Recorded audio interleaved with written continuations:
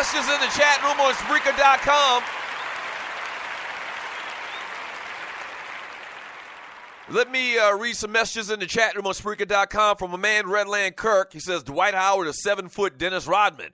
All rebounds and no offense. Yeah, I wouldn't even say that because Rodman, man, when he played even to the very end of his career, when he started losing a step or two, Rodman played with a lot of emotion. Like Dwight looks like he's just going through the motions out there, man. Rodman played with a lot of emotion, and Dwight Howard looks like he's playing, through the motions. He's just going out there, and maybe he is hurt. Maybe that back has negated his game to the point where it's so obvious, man, but doesn't even look like he's having a lot of fun out there. Remember, Dwight used to get a lot of criticism for always having a smile on his face and being, happy-go-lucky and just, like a big kid out there. But it's so much flip now. It's to the exact opposite extreme where he just doesn't even look healthy. He doesn't look like he want to play out there, man. He doesn't even look like he want to be out there. From saying, man, Dwight Howard needs to work on his post moves with Brittany Griner during the summer.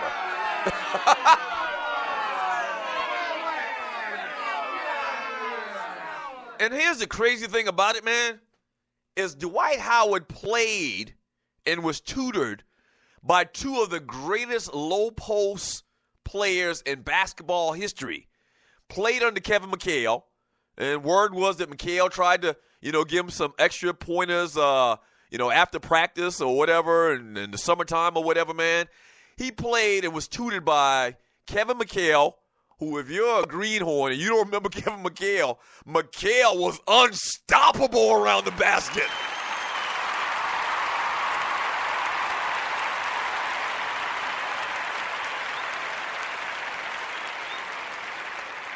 Yeah, McHale was unstoppable around the basket. And he also got like some private workout and training from Hakeem Olajuwon. How the hell you play in the NBA as long as Dwight Howard has, and you've been tutored by Kevin McHale and Hakeem Olajuwon, and your low post game is still that of like a 7th grader?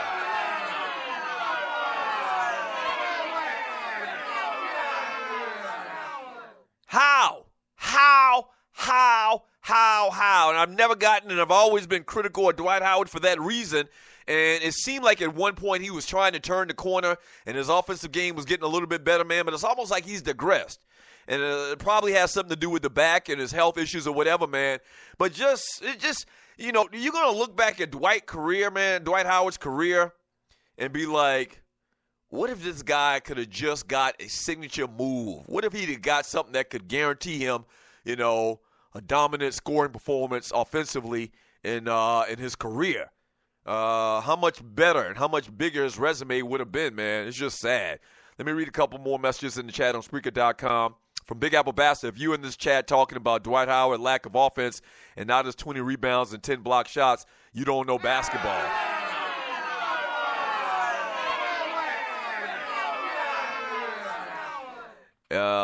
Whatever, Big Apple Bastard. With a name like Big Apple Bastard, I don't even know why I read that damn message. From Sandman, yeah, he is. Grego has been balling since he's been in Utah. I like Gordon Hayward as well. He's probably talking about Joe Johnson, who had a big game this past week, and we'll talk a little bit about that Milwaukee Utah game as well this weekend. From, who do we have here? From Clay Pagan, Easton Davis. Dwight ain't been the same since that back surgery. From Jan from Snellville. Nah, I see the Hawks losing in 5 or 6. Dennis' basketball IQ is too low as of now. He does make a lot of bad plays in relative terms. He does make a lot of low basketball IQ plays, but then he'll just make some great plays. He'll make some great assists. Scoring-wise, I always say he reminds me of a young Tony Parker. And listen, I think it's obvious. The upside for this kid is just tremendous. But he's young. He's going to make some bad plays. He's going to take some bad shots. That's what we've seen. I think the Hawks, though, thought that they had to go ahead and get this guy the keys and let Jeff Teague go and not re-sign Jeff Teague and let him go to Indiana because of his upside. You're talking about some real basketball smart guys in this organization. First and foremost, the head coach, which they've been talking about, the horrible job that Coach Bud has been doing of late. But this just a little small period of time. I think Coach Budenholzer, the head coach of the Atlanta Hawks, is a very good coach. And they decided, man, that they were going to get the keys to this team to Dennis Schroeder. And I absolutely love it. A lot of people, as mentioned already in this chat, don't like it. My brother hates it as well. But I can find a lot of people that feel the same way that I do. And Dennis Schroeder is that dude. You almost kind of lightweight building around him. You're not building around Dwight Howard at this point, clearly. You're kind of building around him. There was some talk about Millsap being traded. There's been talk about Millsap in the offseason. They decided to let Al Horford go as opposed to Millsap. So it's almost kind of like if you look at their ages and their input to the output of the games, it's almost kind of like they're trying to build around Dennis Schroeder. So whether you like it or not, you better get used to it because he is here to stay.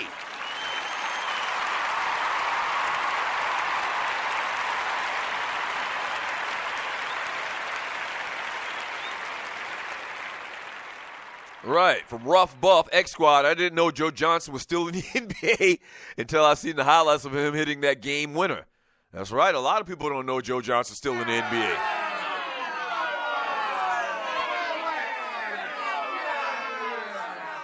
Yeah.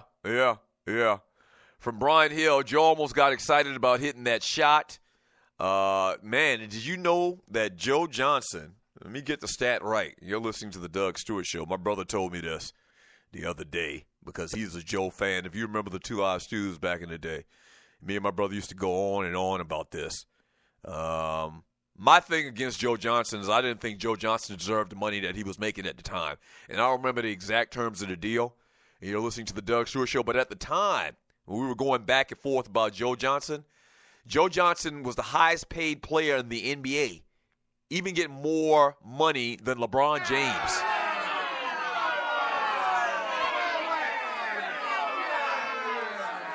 So my brother shot me a text when right after Joe hit that shot and says, did you know that Joe Johnson has hit more game winners in the last 10 years than any other active players? And I replied to him, I did not know that.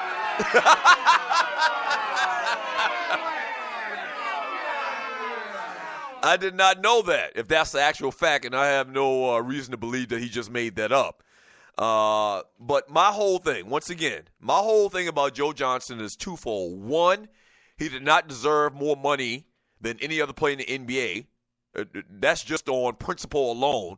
And secondly, Joe Johnson was too quiet. When you pay somebody that type of money that they paid Joe Johnson at the time, you need to be one of the top 1 or 2 players in the game. Not only that, you need to be a vocal leader. You need to be a leader. Well, Joe Johnson's a quiet guy, and he's reserved, and he's just not that type of outspoken person. Well, damn it, if you're the number 1 paid player in the NBA, you need to be. What's the matter, cat? Got your tongue? So hated it, man, and they played in the playoffs. They made it to the playoffs pretty much every year in the Joe Johnson era here in Atlanta. But you never got the thought or never thought that they were really going to make any real noise. And also this coincides with the LeBron James era as well, so you got to factor that in. But, yeah, never said he wasn't a good player. Matter of fact, I could probably even say he was a great player in relative terms to all the players in the NBA. But the money that they gave him and his contribution to the team, he may have hit a bunch of, game winners at the end or whatever, man, was lacking. Period, point blank. Still can hoop, I guess. Obviously, with the big game-winning shot for Utah this past weekend. But I tell you what, good player, not a great player. Shouldn't have been paid at the level that he was paid at through those many years here in ATL. If you're from Atlanta.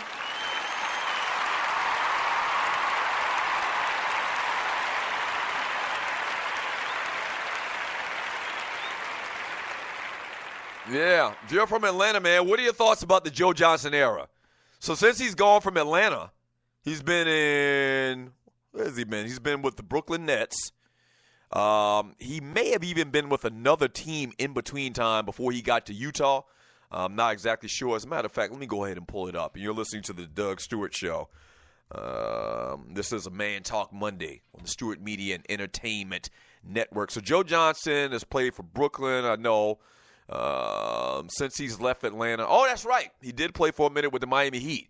Played with Miami for 1 year in 2016 and now with the Utah Jazz. And before he even got to Atlanta, they had mentioned this this past weekend in the game.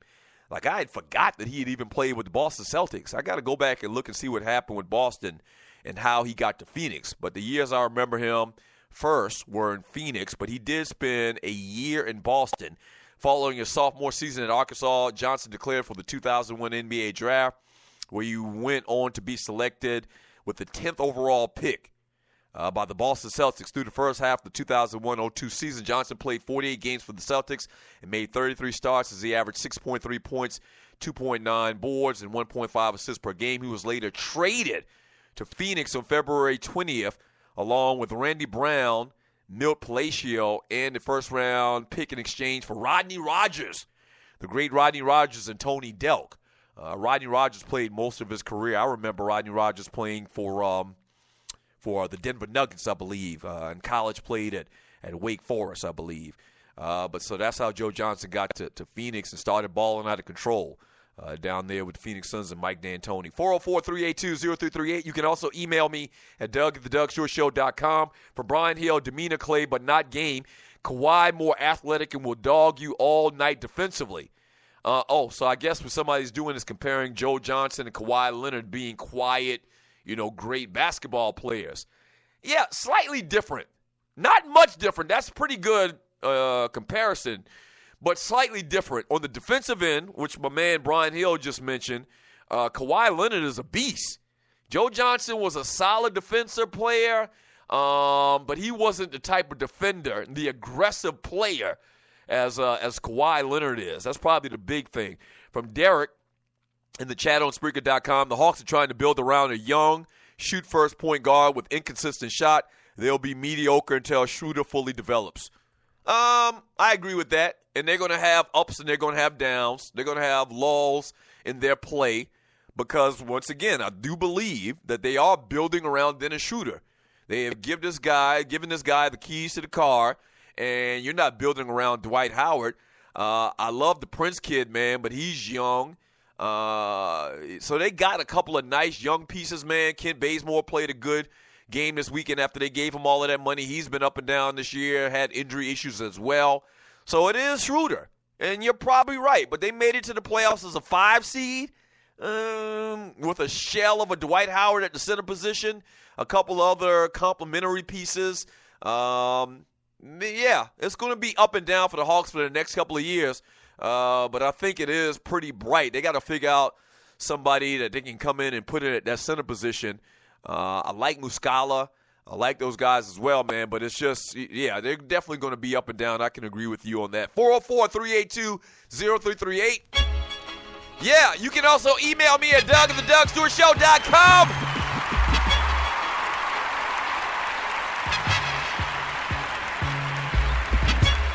You can also email me at Doug@theDougStewartShow.com. Don't forget, 1 o'clock p.m. today, Eastern Time, the number one Chief Rock and Burn from Jersey show live here on WSME, followed by the Jeff Fox Show at 3 to 4 p.m. today. And then at 6 p.m. Eastern Time, the Underground Railroad Show with that ninja. All right, when we get back from the break, we'll jump into some of your chat, man, go over some of these other games, talk about some of these other games, continue to give out Ballas and Bustas, and do what we do on a Monday. Entertainment coming at the bottom of the hour. Birthdays and entertainment story or two. We got to talk about the Fast and the Furious. And I've got an admission in the entertainment segment today. You don't want to miss that. And then hour number 3, the Power Hour. Well, we really focus on chat and the Stewies. The most interactive sports and guy talk show in America, the Doug Stewart Show. Don't go away. Back in 3 minutes.